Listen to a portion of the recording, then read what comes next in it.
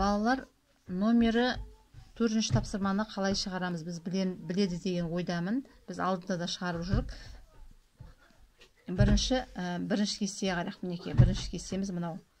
Бұнда не жазылып тұр? Қосылғыш, қосындының мәні.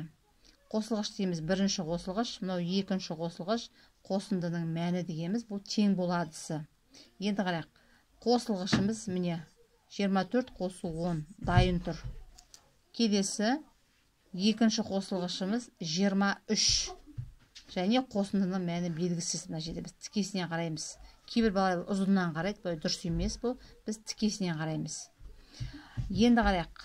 Қосылғыш деген жерде біздің осы өрнегіміз қосу амалымен орындалады.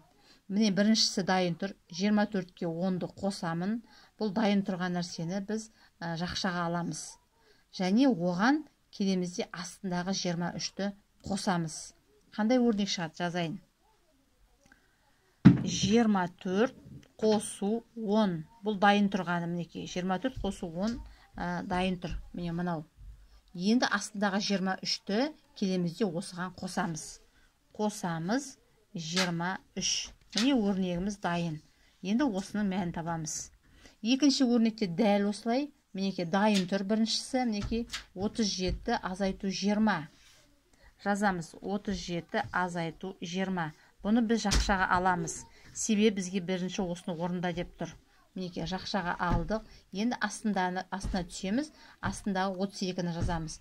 32-ні жазарда мына жерге қандай амал таңбасын қоямыз? Мына жерге қосу қоямыз. Себебі мына жерде қосылғыш деп тұр. Бұл қосу амалы туралы әңгімелеп тұр бізге.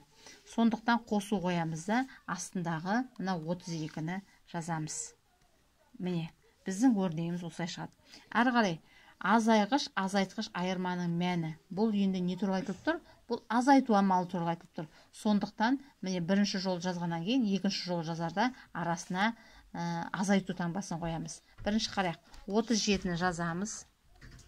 Енді астындағы 7 қосу 13-ті жазбас бұрын біз 37-ден кейін азайтуды қойып кетеміз. Себебі біздің есебіміз азайғыш, азайтқыш айырманың мәні туралы айтылып тұр. Мінекей азайтуды қойдық. Енді астындағысын дайын өрнекті жазамыз. Міне дайын өрнек бар. Осыны жазамыз. 7 қосу 13. Бұл дайын өрнекті біз неге аламыз? Жақшаға аламыз. Осы 7-ге 13-ті қосып алып бар, мына 37-тен азайт деп тұр бізге. Орындап көрейік алу. 7-ге 13-ті қосамыз. Балаларға оңай болу үшін үлкен санға кіші санды қостыруға болады. Мінекей 13-ке 7-ні қосамыз. 20.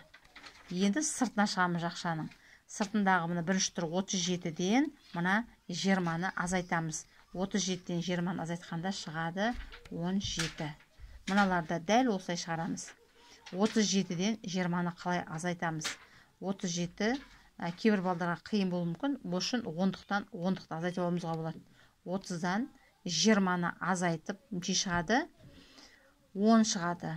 10-ға енді азайту болғасын жерде мына жердегі бірлігін қосып жібереміз. 10-ға мына 7-ні қосып жіберсек 17 болады сонда.